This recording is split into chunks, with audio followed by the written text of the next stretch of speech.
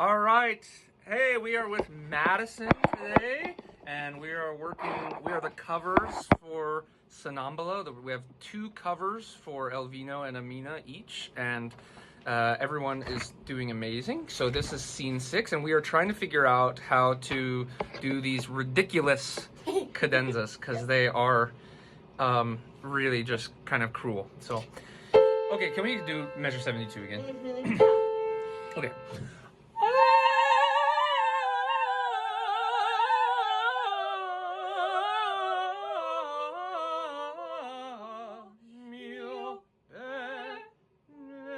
So do you want to do, can you just sing it for me just so I can hear what you want, and I'll follow whatever you do.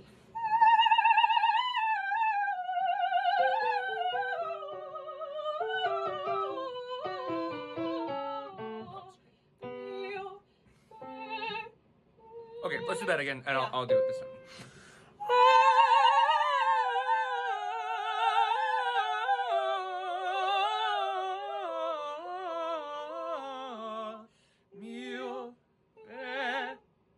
Oh yeah, that was perfect. That was really, really good. Okay, let's keep going. Accostanti nel tuo, nel mio seno, sia la fede d'amor bellora. Nice. E sembianta sereno mattino per noi sempre sorry, my bad. No, you're fine. Do you want to take... Do you want to take a pause in between those, or would you rather just go through? Did they mention what they... pauses? Yeah. Sempre la vita. Yeah, they got... I think I've been skipping the noise. Okay, let me keep that up there actually, because I'll take a look at that. Let's go from pick up the 77. Yeah. E sembiante sereno mattino per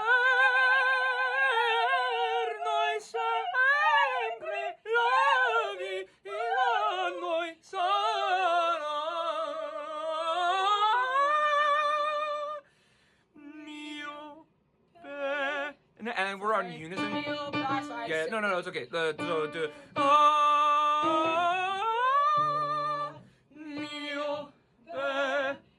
Okay, let's do that one more time. And I think we got it this time. E sembiante sereno mattino per noi sempre la vita noi sarà mio bene. E sembiante sereno mattino per noi sempre la vita sarà, per noi sarà, per noi sarà.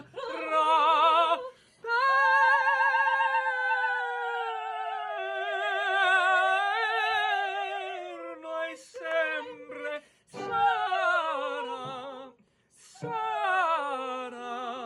per noi sarà, per noi sarà,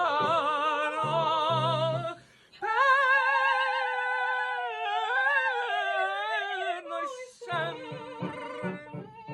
Yeah, so how does that go? I've been trying to figure that out. I think we did it right. Yes. The cadenza. And I think it goes, yeah. Da da da da da da da da da da da da da da noi sempre sarà. I think. Let's listen tomorrow and see what they do, but I think we basically got the idea, because I think it goes per noi sarà, per noi sarà. And can we do two notes on the... Yeah. That's what I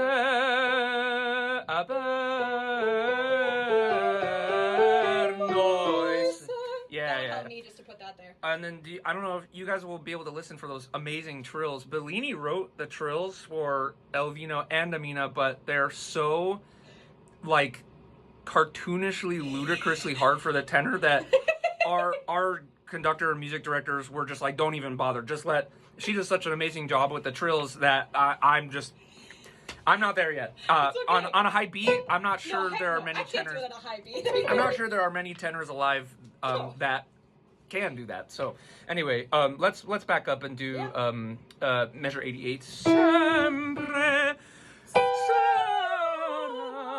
sarà, per noi sarà, per noi sarà, per noi sempre sarà. And then I think we take 2 off. I think we do the 2 after that. Do we do Off, Yes. off. Oh, just off on 1. I think it's just off No, on I think one. you're right. Da da da da da da da da da da. Noi sempre sarà, per noi sarà, per noi sarà. Mio caro addio. Mia cara Dio, a me pensa.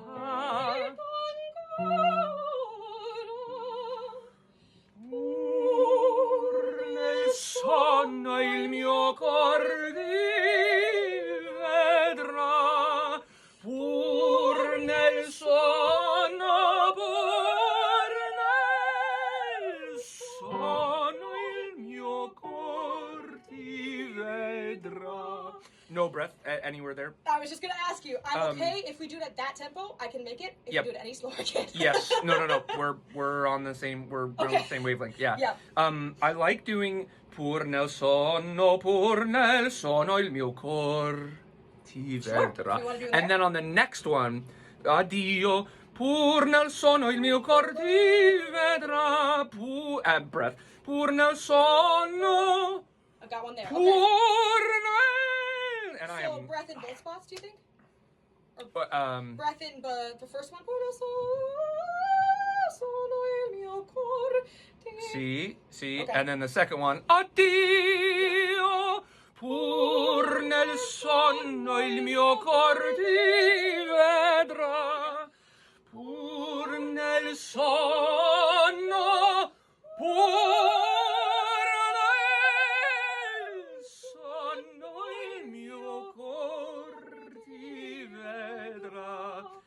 Yeah, that like works it. for me. I like it. And we'll be backing away from each other. So Yes. I'll lead that because I know Cindy. Oh yeah, no. I will follow. Yeah, if you don't know the standard rule of thumb for bel canto is that the higher voice is the priority in terms of like listening. So in choirs, sometimes you'll have like the conductor will say, "Well, you watch the conductor," but here we're watching the conductor. But really, like the way we're doing it is like we both have to. We don't really have like there is a conductor, but also not, at least for this one. Yeah, we're doing historically informed practice, which is the concertmaster is leading the orchestra from standing up with her violin, and then it's just kind of off of vibes. Like, but it's really cool. It's really cool because you can do like if you ever do coachings with pianists, they're like, oh, you're not going to be able to get away with that with a conductor. Like, you need to be a little bit more rhythmically.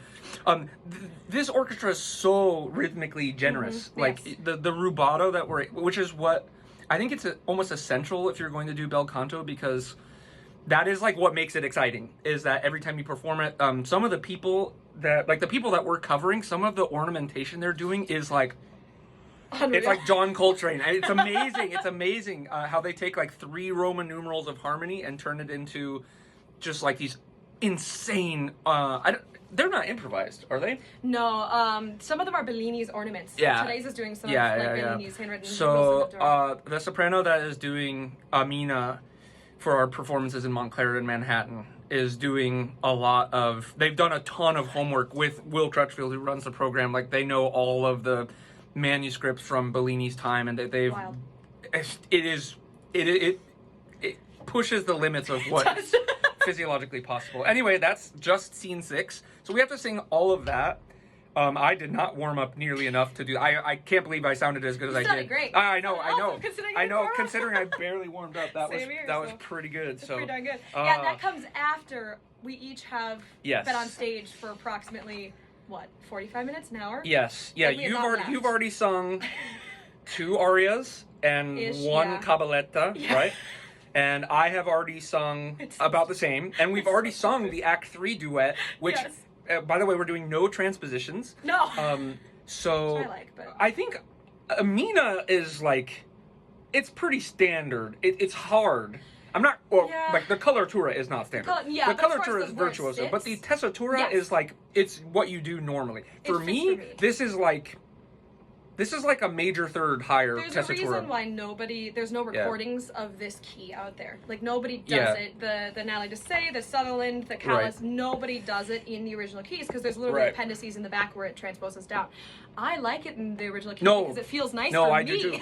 No, I do too. And transposing it makes the choir feel weird. Yes. Like the tenor part in the choir, like there's really a couple of spots where the tenor part, and we're both in the chorus, and the tenor line is kind of low for the tenor choral voice, and then if you transpose it to make Elvino's role easier, the thing you don't understand about transposing, I'm very pro transposition in certain cases, but in some cases where it's like you have this orchestration that's written, it's going to start being funky for instruments. Like we're playing with period instruments, so if you transpose down and you've got these oboes that are at 432, like it's going to be wacky, and it messes with the voice leading because these composers knew what they were doing with like voice leading for SATB choral stuff, and they know like where the human voice is most resonant and fits. And if you put your entire opera down a major third, the tenors are just screwed, and the sopranos, everyone, not just the tenors, but I'm singing tenor. Just the piece, like just certain movements down, then Amina ends up being in the middle voice so much, which is more exhausting in a lot of ways than the upper stuff.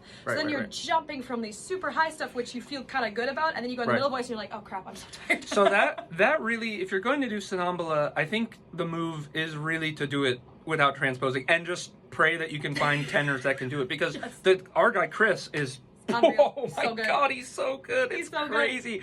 And so I'm really grateful to have done this because I feel like there's pretty much nothing I can't sing after this. Like this is so hard. I can't. That scene 6 duet is probably the hardest thing I've ever sung. Trying to be like full voice, not sound like a whiny baby tenor, but like, and blend too. I mean, that's a big thing. It's like have full voice, but also not be together and collaborative.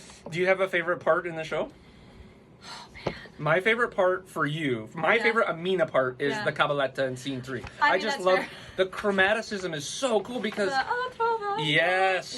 because Bellini is great at many things. He's probably the greatest Italian melodist. Like that's what people recognize him for is these amazing timeless melodies that just soar into your soul. But I would say personally, like chromatic harmony, I feel like there's only a few spots in this specific opera where you really get to hear how much of a genius he was harmonically as well, because that's just not really something that he shows off all the time. He's very comfortable sitting in like, and that's what the chorus is. And the chorus is pretty boring. But then you get to that Act 3, your bit. I wish I could sight read it, but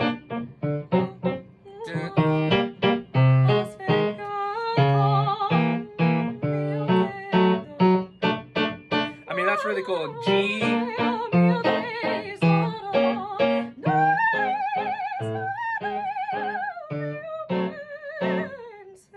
And that's it. And then the tenor comes back. And then it's like normal like Roman numerals. But like that one spot is awesome. G, D, E flat, A flat, diminished, C sharp, D. Great progression. Do you have a favorite spot other than that? I do.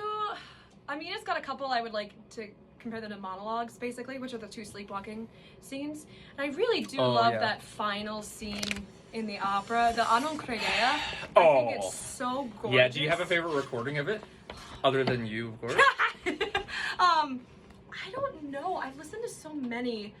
I think there's just, I mean, like, Callis is amazing. Oh, sure, but, like, sure. I mean, she's kind of responsible yeah. for making people care about this repertoire. Yeah. Because they were like, oh, it's like boring, it's whatever. And then Callis did all those recordings with Seraphin. Yeah. And it was like, no, Bellini is awesome if the right people are doing it. So I think there's so much in here that Amina, there's so much color to her, and like it's obviously so much fun. I love it. That's what I do for free time. Sure. But this part is a moment where there's so little, like even in the instrumentation, that it's really easy to just kind of get lost in it and to show that lyrical side. Right, because Amina has been doing these crazy fireworks, and then it's just the simplest A minor. Yeah.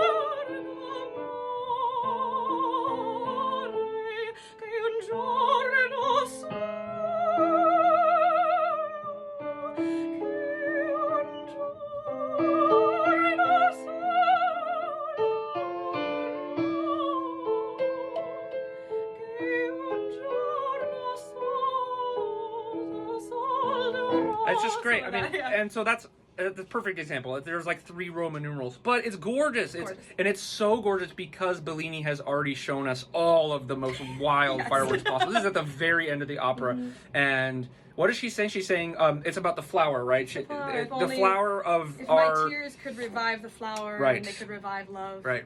Very standard, goopy Italian stuff, but it's great. It's great. And so to have that simplicity, I always think when I studied conducting, like, I love complex music rhythmically, harmonically, but the Mozart Ave Verum Corpus, yes, it's like so like 4 Roman numerals, but it is one of the best pieces of music ever written. And simplicity is not an issue if it's constructed well. There's something about like when you've had all this busy music to a certain extent, and not everything's busy, but to have a moment where everything just kind of narrows into one like moment, and there's not a lot going on harmonically, there's not a lot going instrumentally, it's just the bare bones and the voice, that it kind of, that's the moment where the audience has to lean in and pay attention to an extent, and it helps that, I think. Right. So no, for sure, it's great. I love that spot. It's great. You know, my favorite recording of it, I think, is Bartoli. Cecilia Bartoli. She's amazing. Because she is so wild, and if you watch her sing on a video, like her facial expressions are crazy and stuff, but then it just... Oh, she is a master. Callis too. She's a master of saying everything that her character is about to say on that first ah. Yes. Like everything that Amina is saying here. Opera composers are so good at this because is it in the libretto to have the ah and oh and I mean, look, I've got the libretto. Yeah. So one of the things we do at this program is we've been using a lot of the primary source documents. We were talking about how Teresa, our singer doing Amina, has been doing like Bellini's own ornamentations. So I like Bellini and Donizetti and Rossini a lot because it's a lot more like jazz. Is it in there? Yeah, nice. So these librettists write, when you're a singer, don't lose track of the opportunity to express yourself in those exclamations. We think of them as kind of silly, right? Or like melodramatic. Oh, but like, sometimes, that's for real, yeah. I've talked to people where like, sometimes when you don't have any words, ah is all you can say. Right? Like it's from a guttural place in you, and it's all around the world that like when people cry, when it's this, you know, and I think that's, in some of these cases, it's because you don't have the words yet, or you don't have them anymore, and all you can say is ah. I think that's important. Yeah, for sure. Final thought, I'm thinking of the Act 1 finale, and there's ahs and ohs everywhere, but Elvino has a really good one. He's saying, I hope that basically you broke my heart because I walked in on her, or I was discovered her in adultery, which is not true because he's a sleepwalker. But he jumps to that. But he's not a very smart. He's a smooth-brained tenor like we usually are. So he says, I hope that you never feel the pain that I feel. And then he has this great non debba mai il mostri. Yeah, I hope my tears will show you, you know, how and much you're pain alone I there too, because I stopped singing. It's a little bit of a duet, but I drop out, and then there's no orchestra. Yeah, so you get an awe to yourself. It's great stuff. So, any last thoughts? Thank you for this is great. This is fun. Thank you. This is way I appreciate fun. it. Thanks for having me. Yay!